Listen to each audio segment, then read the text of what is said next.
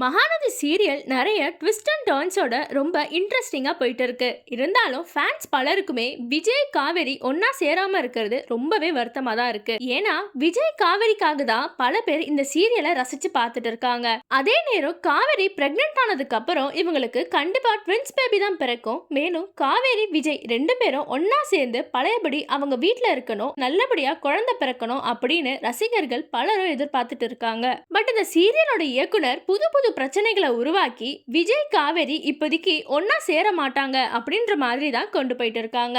இந்த நிலையில ரசிகர்கள் எல்லாருமே விஜய் அண்ட் காவேரி ரெண்டு பேரும் ஒன்னா சேர்ந்த மாதிரியும் அவங்களுக்கு ட்வின் குழந்தை பிறந்த மாதிரியும் ரொம்ப சந்தோஷமா ஒன்னா இருக்கிற மாதிரியும் ஏஐ மூலியமா கிரியேட் பண்ணிட்டு இருக்காங்க. அதை தொடர்ந்து மகாநதி சீரியல் எப்பவுமே சீரியல்ல டாப்ல தான் இருக்கும். பட் ஐயனார் துணை சீரியல் வந்ததுக்கு அப்புறமா மகாநதி சீரியலை கொஞ்சம் பின்னுக்கு தள்ளிட்டாங்கன்னு தான் சொல்லணும். இதுவே ரசிகர்கள் பலருக்கும் ரொம்பவே அப்செட்டா தான் இருக்கு. அதுக்கு காரணம் சீரியலோட டைமிங் சேஞ்ச் ஆனதுன்னு தான் சொல்லிட்டு வராங்க. முன்னாடி 7:30க்கு டெலிகாஸ்ட் ஆயிட்டு இருந்த மகாநதி சீரியல் இப்போ 7 o'clock டெலிகாஸ்ட் பண்றாங்க. இந்த நிலையில ஐயனார் துணை சீரியல் ரசிகர்கள் மத்தியில ரொம்பவே பேசப்பட்டு வருது. பிரைம் டைம்ல ஐயனார் துணை சீரியல் போடுறதால தான் மகாநதி சீரியல் பின்னுக்கு தள்ளப்படுது. இதனால ரசிகர்கள் அவங்களோட வருத்தத்தையும் கோபத்தையும் தெரிவிச்சிட்டு வராங்க. இத பத்தி நான் உங்களோட கருத்துக்களை கமெண்ட்ஸ்ல சொல்லுங்க.